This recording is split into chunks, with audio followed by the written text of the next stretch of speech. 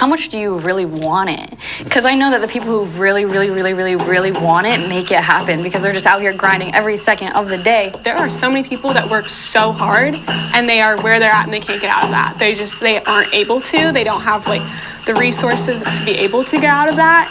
It's not about working hard because that's so vague. It's about, I genuinely think, how much do you really want this?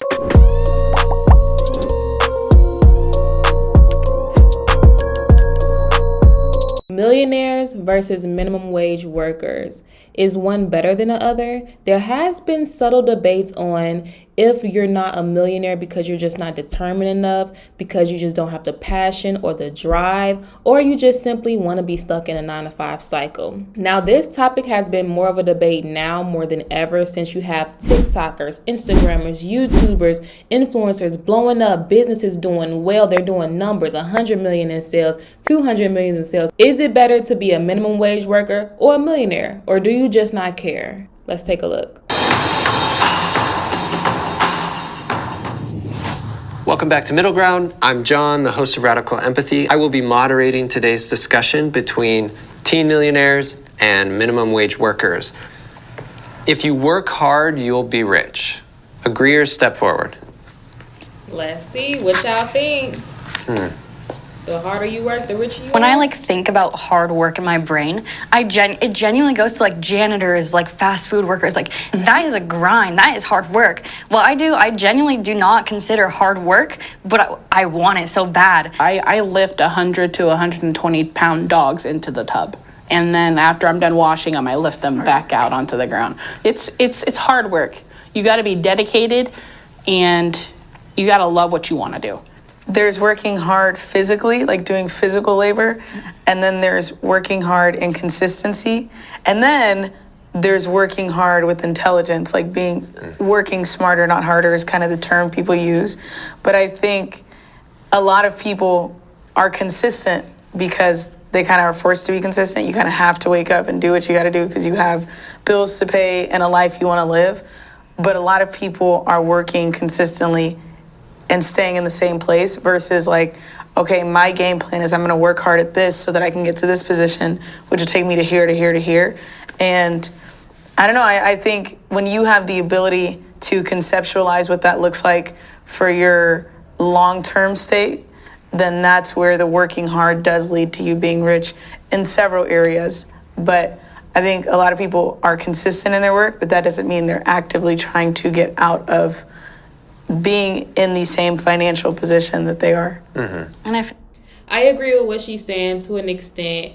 If you work hard or if you work consistently at what you want to do opposed to what you have to do, like going to work a regular job because you have to pay bills. If you had that same consistency towards doing what you want to do, what you're passionate about, whatever service-based business that you have, or however you provide to customers or consumers, then you would thrive, and you would thrive within your own means rather than thriving to make another company better and you're still stuck with the same pay, possibly the same position.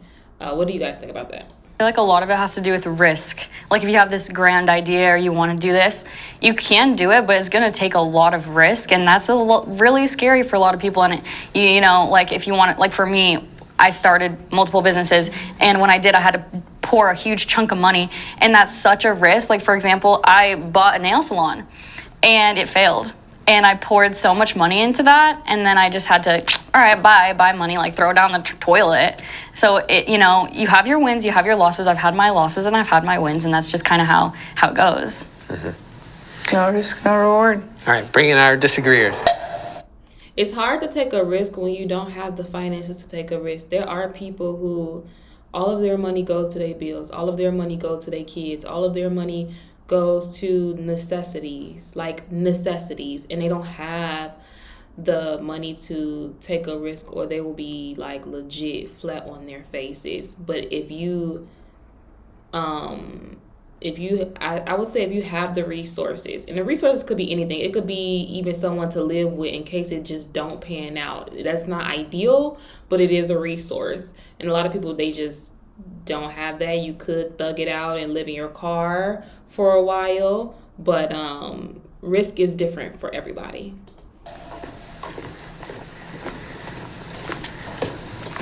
I feel like the statement that you made about like it's how bad you want it, I feel like I could say like, I mean, I know so many people that want to get out of like where they're at, and they want to so bad, but they can't, and it's just hard for them. And I mean, like, immediately what comes to my mind is like my parents, and then that goes hand in hand with they became parents. They can't just stop doing what they're doing, you know. They can't, like, my mom is a preschool teacher and my dad is a contractor, and my dad's the smartest person I know, my mom's the most driven person I know, and they both like could do so much more with what like they are, like the gifts that they've been given in life. And like I know they could work so much harder. They want it bad, like work like more than anybody else to be out of where they're at, but like they can't. Like it's just like they just can't stop. And like you're mentioning, you bought a nail salon and it tanked, and sorry to hear that.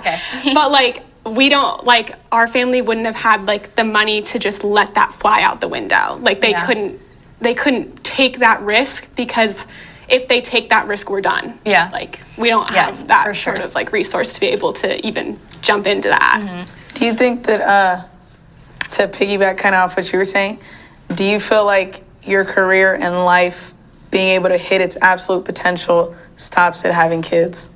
No. I'm just saying like that for like my parents specifically, because they came to my mind and I was like, what are things that are stopping them? And that's the fact that they're parents, and that my mom's like is like a very nurturing like mother. Her number one goal is like she wants to see her kids succeed, so she'll never sacrifice herself. Yeah, she's never gonna like stop like caring for us so that she can do what she wants to do. Like she's sacrificing herself for us. And so like I talk to her all the time about like, Mom, like you could do so much more. Like you can, you know, like she wants to, like, her little dream she's been up is she wants to like decorate cakes and stuff. And like she's so good at it.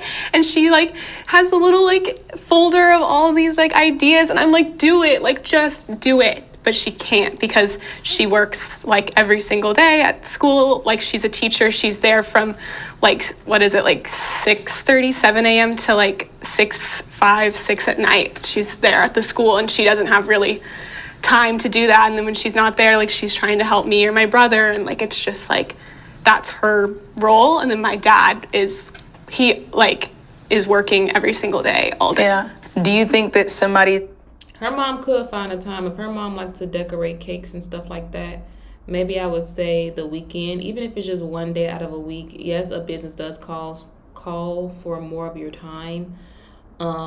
There is a way, but some people it's going to take a lot longer than others. And sometimes you just got to enjoy the process. You don't have to focus on trying to be a millionaire overnight. We live in such a fast society. Everybody wants to be rich overnight, but you know, it can take time. Just enjoy the process, you know, make it a lifestyle, make setting goals and accomplishing those goals a lifestyle, especially when it comes to business. You're gonna make errors, you're gonna make mistakes, but you just do the best that you can.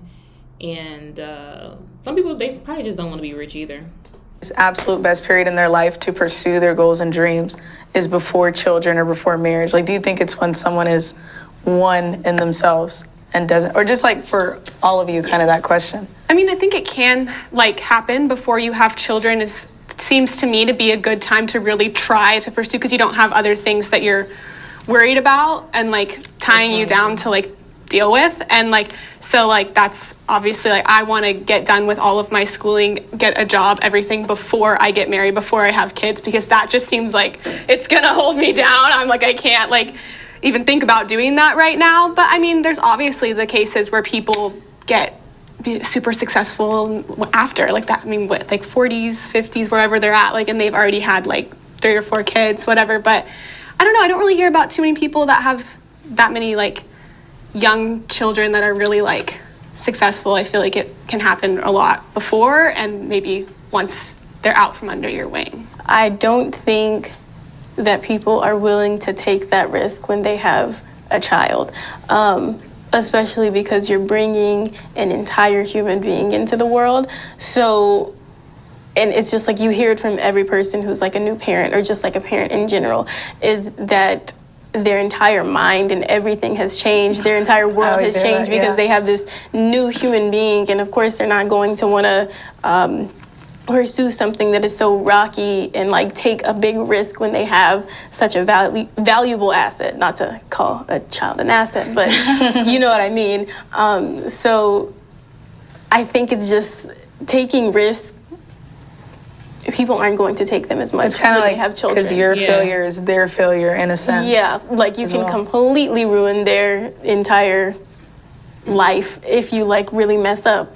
But I think the reason why I stayed back is because I think I have seen so many hard workers in my life and their work just not be propelled. I feel like a lot of people have luck on their side when they have success, and that doesn't necessarily, like when people take risks, there's always a bad outcome. Like I am so thankful that you were able to share your story about your nail salon. Apologies, but there are more stories that don't get out like that, because there are so many like failed risks, and we don't hear those stories a lot. And those people can be the hardest worker you ever know, and their work just, doesn't take them anywhere. I think it's important to remember, though, that some people's goal is to be a mom. Right. My mom, for instance, she loves being a mom. She'll do Yeah. anything for her kids. I call her about the most minor inconveniences. She's like, she said, what? I'm on my way, So it's like, I think for my mom specifically, she's not upset that she can't do both, that she Right. can't chase her dreams and be a mom, because being a mom is her dream, and it's enough for her. So I think it's not really a negative thing. My belief is like, it's not about working hard, it's about working strategically. And when I started and I was doing the events, that was working hard. It was a lot to stand up for 8 hours and continuously pitch to people, and it's tiring and it's exhausting, and that's working hard. But I had a cap on the amount of sales I could make, because there's only a certain amount of people at the events that you can sell to. And so I thought, okay, let me try to work strategically. So I started a website so that I don't have to be limited to how many people I can reach, and that allowed my sales to grow. So I think like sometimes we think we need to work hard, but sometimes it's like you need to think of a strategy that will be able to push your sales or your clientele or whatever it is, so that you're not always working for 9 hours and being exhausted, and then you come home and you could have only made $100 from that day, And I've seen a lot of people who work multiple jobs and they're exhausted, but And let's also talk about, she was on Shark Tank. I do want to put that out there, y'all. She was on Shark Tank. So that does add to your risk by her going out, being bold, and getting on that show. That also helped drive some sales too. She may not talk about it, but it did give her more of an exposure for her products to be on a larger scale and a bigger platform. So, yeah, there's also other ways too as well, guys. Our next prompt is, Gen Z expects higher pay than they deserve. Will the agreeers please step forward? Nobody else? Kind of, sort of. We live in Maybe. an internet era where everyone deals with the art of comparison, and everyone kind of wants something so easily because of the fact that we see other people getting it so easy. You see somebody post something and it goes viral overnight, and whether or not they had a product, that either leads to them getting a lot of followers, and then once they get a lot of followers, it'll also lead to them getting a lot of sales, or vice versa. And so what happens is you get a lot of people who have become so social media enthralled that they don't put enough time into actually doing what they want to do. They spend a lot of time in like analysis paralysis, which is like, I want to do this, and I'm going to do this, and I'm going to do this, but they never actually do it. So I've just found that so many times where people, we all have our value and we all have our worth. And if we could all price ourselves at our value and our worth, you can never put a price on it because it's so high. Yeah. And that's kind of how I see where people are at, is people would rather look or just be where they want to be versus actually trying to work. So they place their value at such an excelled rate.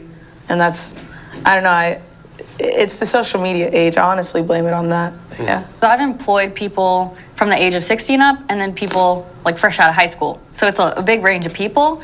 And the younger people I I always have to fire them, and not because I want to, because a lot steal. Like, I don't know, but a lot of people my age have What they be stolen stealing? thousands of dollars from the cash register, and I'm like, damn, what the hell? Like, that's crazy. That's a And lot. so I have to fire you. I don't like firing people, but I have to.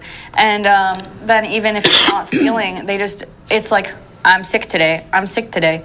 Okay, you're sick every day? Like, you don't even want to work here, you know? And so that's just like my personal experiences when I hire people like of that generation. It's just either calling in sick, don't want to work, well, do you even want this job? Or, oh, you're taking advantage of the job, and then you're stealing from me. So all the people I employ right now, I do employ one great, younger, but everyone else is older. And do you, I mean, with your like social media, maybe the comparing your lifestyle to others, do you think that's what it is, or is there other things you observe? I don't genuinely know. I feel like it is a lot of, social media. You want more. But I feel like it also. People do be calling in sick when they not sick. I've been guilty plenty of times of calling in sick. Sometimes when you work at a job where your management sucks, or the people you work with suck, you need a mental day. And you maybe need like 3 or 4 or 5 mental days. So, I mean, look, you shouldn't ever take advantage of someone else's establishment. But at the same time, you are allowed to take a break and, relax. Like she said, and this girl, she said it herself. She said she don't feel like she work hard. She like McDonald's workers, construction workers. She's like, they work hard. She's like, I don't feel like I work hard. So you don't got to worry about calling in sick because you not feeling well. You just not going to go in. Or you not feeling well, you can have somebody else take control for you. Or you not feeling well, or you having a bad, whatever the case may be, you have motions put in place to be able to still operate. However, you yourself can take a lax day. The people who work for you, they can't do that. So they work hard. And she said out her mouth, she doesn't work hard. So if they work hard and they're like, I'm sick, they really mean, I'm tired, I'm exhausted, I'm tired. Now, some people do take advantage of it, but also there's a lot of people who you have to understand, you don't work every single day like they work every single day. You don't work hard like they do, right? Especially in the lower level jobs. And like she said, she doesn't work hard. So you're not going to be as exhausted as often, as quickly as they are. You have people working for you. You have people helping you. And you're not doing manual labor like they're doing manual labor. And that's taxing on your body. Just like a machine acts weird sometimes after being on for too long. Electronics, whatever, human beings were the same type. You know what I'm saying? Like, we get exhausted. We get overworked. We get overran. So, that's just what it is. But I'm going to go ahead and leave it here, y'all, because I don't want the video to be too long. You can definitely go and check this video out on your own. It's about an hour long. But what I want to say also, whether you rich or poor, or whether you are a millionaire or you work a minimum wage job, make sure you always give back to the community. Make sure you always give back to the poor people, because every single body, they don't have the ability to be working a minimum wage job, and they don't have the ability to be a millionaire either, right? Everybody's not going to be a millionaire, and everybody's not going to be able to work a minimum wage job. Some people have different circumstances, different situations, different ways that they're brought up, where they're on the street, where they're poor, where they can't make ends meet. So just make sure, guys, that we just take care of each other. Make sure, because the Lord says to take care of each other. The Lord says to help the poor and be there for the needy, and don't shut them out, because at the end of the day, they're going to have so much more value in the kingdom than anything and anyone. So just take care of the people around you. Take care of the poor. Take care of the community. It is not necessarily, quote unquote, your responsibility, but it is something that you would do if you consider yourself a Christian and the God-fearing person, because the same way God takes care of us is the same way we need to take care of each other, in Jesus' name. All right, guys, so I will see you guys in my next video. Stay blessed.